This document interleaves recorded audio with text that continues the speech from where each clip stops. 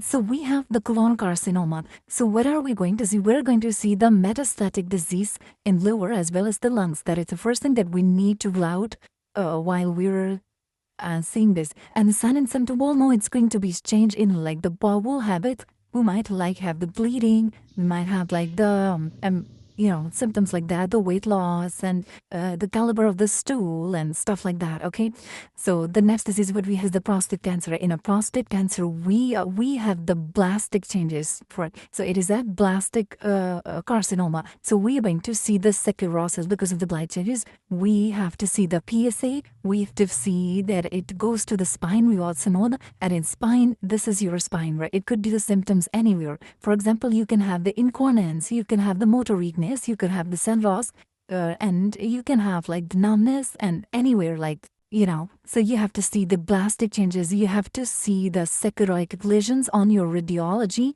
You have to see the PSA. You have to see the spine and one of the common thing about is we have like a normal level of the calcium. And rest of the changes we have the hypercalcemia because of it is like was breaking. So a lot of calcium is spilling into the blood. But in prostate, it's like normal because it's a blastic, it's not a lytic change. But for multiple myeloma, we also know into the multiple myeloma, we have the symptoms of the crab. Like we have, for example, we're going to rule out the crab, right? So we have the renal changes, all right. So we have the anemia. So we have like the hypercalcemia. We have, and all the blastic changes. Bone. That pages recedes, we also know that it is osteolytic as well as the osteoblastic disease of the bone. So of course we're going to have a hypercalcemia. We are going to have into the blastic, we are going to have the sclerotic disease, and in a lytic, we are going to see like, on the lytic radiology and the renal ostomy, what we have the decrease in the calcium, we have increase in the phosphate, which is going to give us increase in a PTH. So what we will see was a lot of osteopenias. We'll see the periosteal stuff that in disc. And vertebral osteomyelitis is going to be like the progressive changes. And you might have like the, infectious walls or there is going to be like, like a really different picture in this. So what we have in the question, let's mix and match. We have that, okay, one thing. Calcium is normal, okay?